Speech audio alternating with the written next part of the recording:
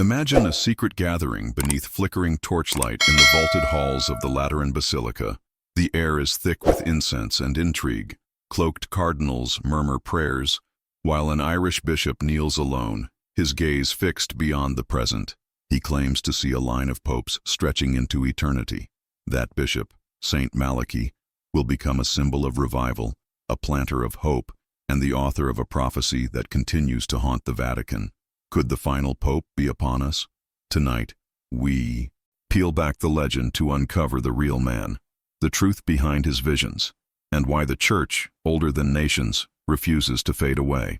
Chapter 1. Ireland on the Edge. The year is 1134. The town of Armagh trembles beneath gray skies and the cries of bartering merchants. Mud-soaked streets weave through crumbling monasteries, where monks still whisper prayers in ancient tongues. Pagan rituals flicker alongside Christian rites, forming a spiritual crossroads. Into this chaotic world walks a thin, sharp-eyed youth, Melmhaedach Ua Morgair, known to history as Saint Malachy. Raised amid these clashing traditions, he finds order not in his homeland's past, but in the structured cadence of Roman liturgy, brought by wandering teachers. By his mid-20s, fluent in both Latin and Irish scripture, Malachy is ordained by the stern yet visionary Bishop Celsus, who sends him on a sacred mission to purify a corrupted church torn apart by tribal feuds and spiritual decay. Malachy begins his reform, not with grand declarations but with sweat and stone. In the neglected church of Bangor, he personally hauls rubble, rebuilds walls, and raises altars, not as a bishop, but as a servant. His bare-handed labor inspires a movement, a church not ruled by status, but revived by sacrifice. Once rebuilt, he shifts focus to the sacraments. In regions where confession was forgotten and confirmation barely whispered, Malachy revives them through sermons that weave gripping parables with the weight of canon law. People flock to hear him. Eyewitnesses tell of villagers queuing for hours just to receive a blessing uttered in elegant, authoritative Latin. To the ruling clans, these changes threaten tradition and income. But to common folk, it feels like the breath of God returning to the land. His greatest tool? Relentless motion. Malachy doesn't wait in abbeys. He rides. Across mountains and moors, through storm and snow, he reaches isolated farms and forest clearings. Infants are baptized in freezing streams. Elders receive their first Eucharist beside cattle pens. He carries hand-transcribed pages of the Roman Missal, planting them like seeds in each village. In his wake, choirs emerge with perfect pitch, altar boys learn discipline, and the pulse of Rome begins to echo across wild Ireland. But reform meets resistance. When Malachy is chosen as Archbishop of Armagh in 1132, he faces a dynasty that has ruled the post like a family throne. Refusing guards or swords, he enters the cathedral alone, clutching only a silver crucifix. He prays, he waits, and the fortress of tradition cracks. The hereditary guardian, faced with unwavering conviction, surrenders the keys. Chronicles say the doors swung open by themselves, a symbol of heaven's approval, or perhaps the sheer force of one man's holy defiance. Before we follow Malachy into the heart of miracles and resistance, a small request. If you're drawn to tales of forgotten saints, sacred reform, and cryptic prophecies, hit like and subscribe. It signals to YouTube that Catholic history still matters and helps us continue crafting thoughtful, in-depth content for curious souls like you. Now journey with us into a chapter where famine, friendship, and the unexplained elevate a bishop into legend. Chapter 2. Miracles, Brotherhood, and Banishment. A brutal famine strikes Ulster without warning. Crops rot in the fields, and families starve in silence. But Malachy doesn't retreat behind cathedral walls. He travels straight into the chaos, laying hands on desolate soil and planting orchards with his own fingers. Witnesses claim the trees blossom unnaturally fast, bearing apples that keep entire villages alive through a second barren season.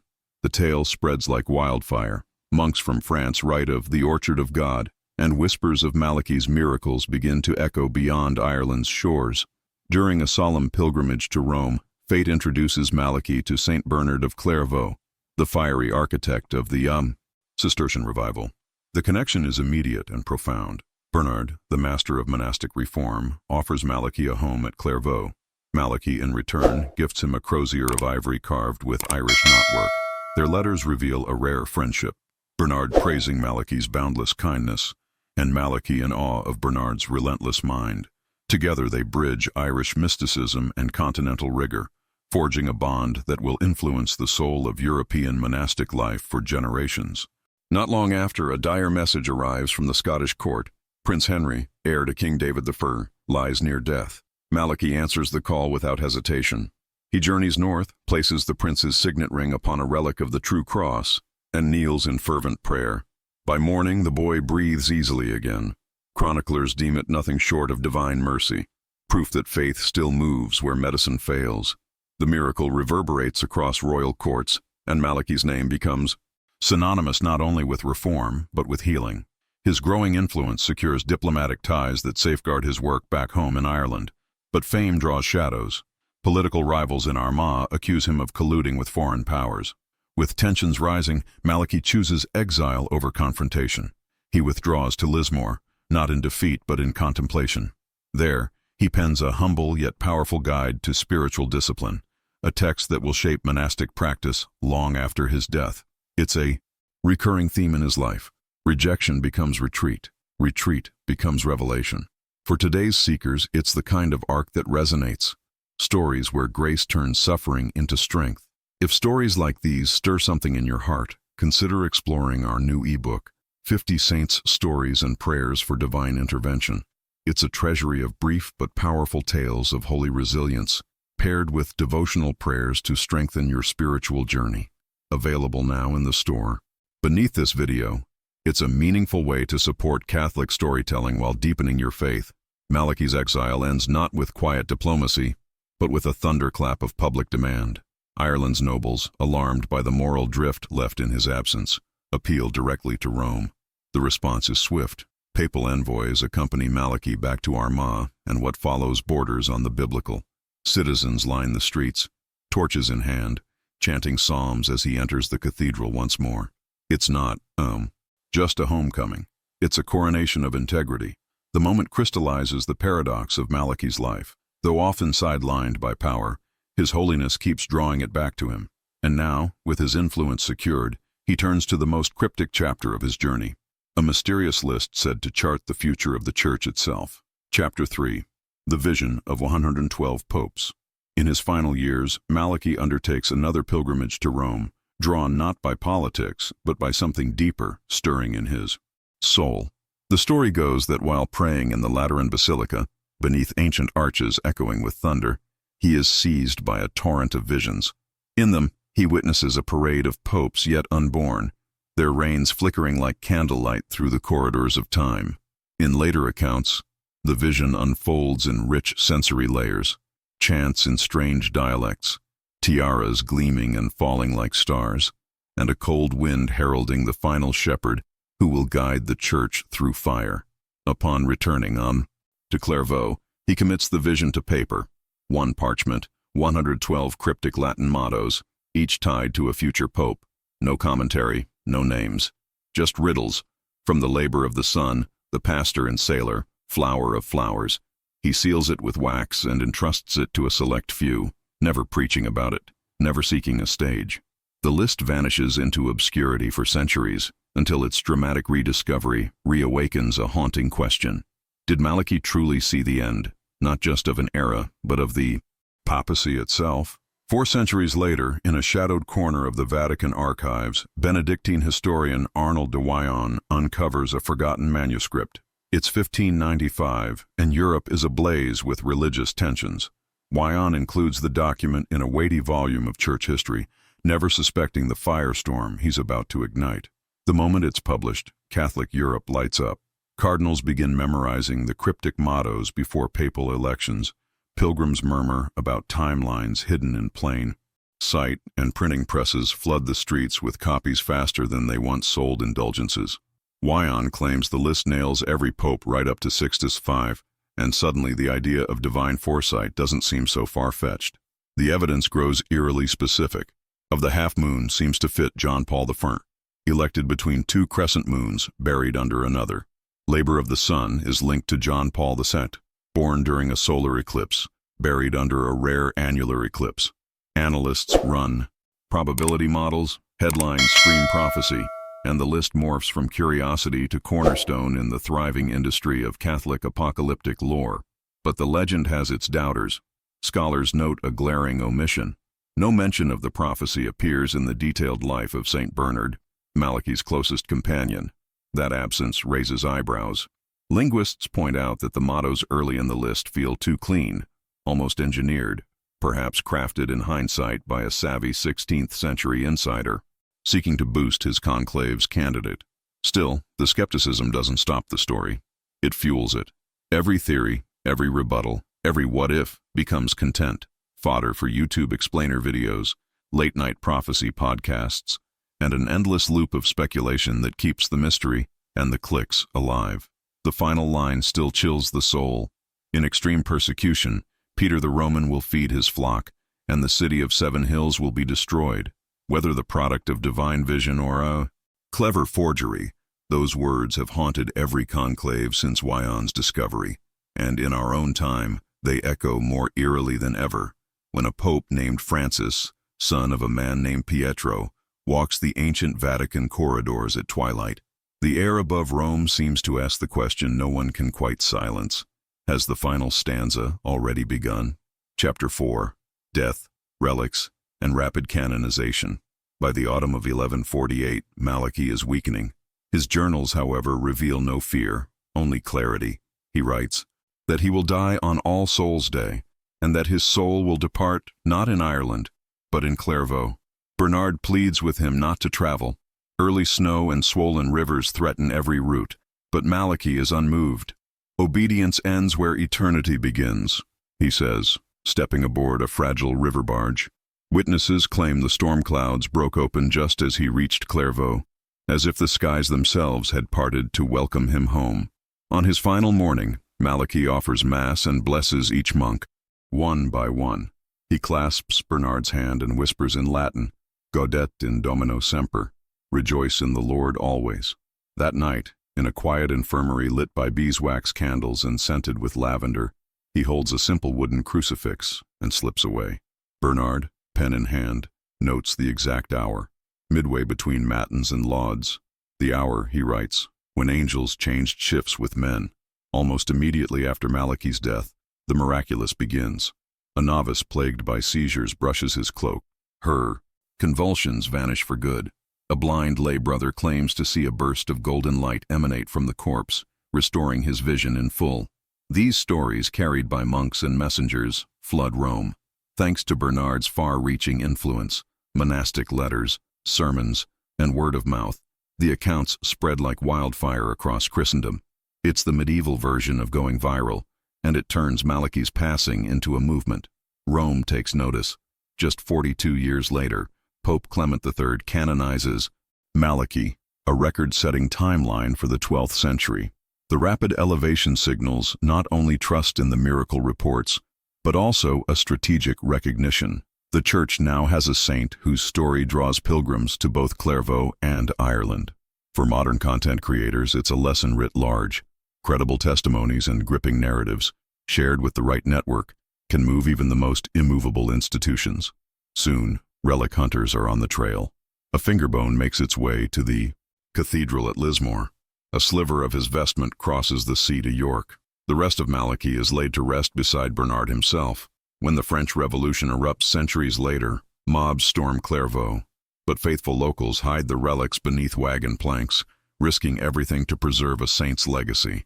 Through wars, secularism, and shifting politics, Malachy's story endures, fragile yet indestructible, like the parchment that once held his vision. Modern pilgrims still follow the hidden path, stopping at crumbling chapels where Malachy once preached under stormy skies.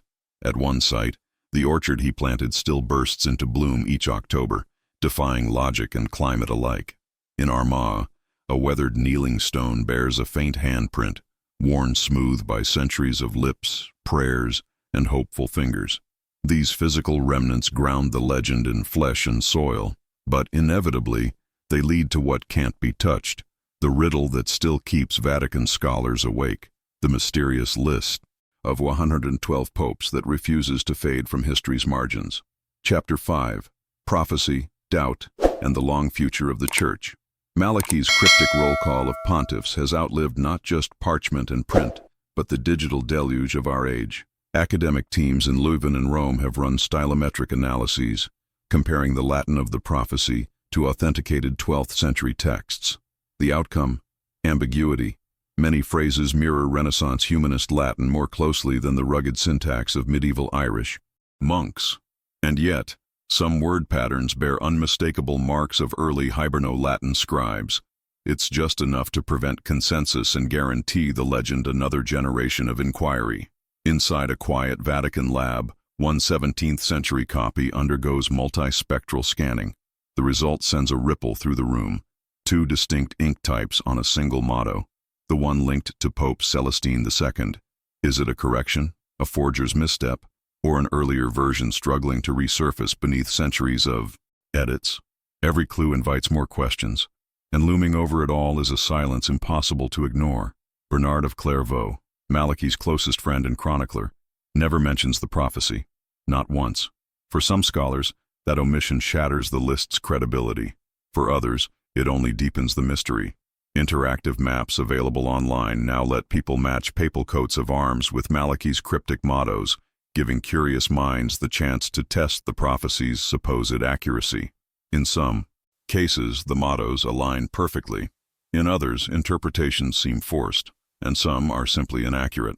Statisticians argue that the symbols, moons, lilies, suns, are so common in heraldry that coincidences are inevitable after centuries of papacies. In their view, the pattern that appears is far less miraculous than it seems at first. Filmmakers and novelists, naturally, are drawn to the suspense. From blockbuster films to binge-worthy docudramas, the prophecy provides an endless source of dramatic tension. Will the next conclave announce the final pope? Yet the Church remains unruffled. Official Church statements classify the list as a private, uncertain revelation, with no binding authority on matters of faith or morals. Cardinals still pore over history before conclaves. They do not base their decisions on a 16th century pamphlet filled with cryptic messages. Here on this channel, we uphold a balanced perspective. We celebrate Saint Malachy's remarkable life of reform and charity, but we do not accept the prophecy as authentic. The Catholic Church, rich with 2,000 years of history, has a long road ahead, councils to be held, cultures to be reached, and saints yet to be made. Rather than preparing for an impending end, we believe the Church will continue to fulfill Christ's mission long after our own generation has turned the page. And perhaps that is the enduring lesson. Whether the list is a clever fabrication or a genuine vision, it serves as a reminder of how easily fascination with the future can pull our focus away from the present task at hand. Malachy's true legacy isn't found in prophecies about the last pope, but in the real, tangible acts of reform, rebuilding abbeys, feeding the hungry, and calling people back to confession and prayer. Prophecy may captivate the imagination, but it's faithful action that shapes the course of history. Across orchards that blossomed despite famine, abbeys that redefined Irish monasticism, and mottos that sparked centuries of debate, Saint Malachy teaches us that the most powerful prophecies are not those written down, but those lived out. His reforms endured through wars and revolutions. His steadfast commitment to confession and prayer continues to resonate in parish bells from Belfast to Buenos Aires. Whether the list of 112 popes is medieval mischief or a misunderstood vision, the Church's future extends far beyond any imagined countdown. Rooted in Christ, continually renewed by each generation that chooses faith over fear.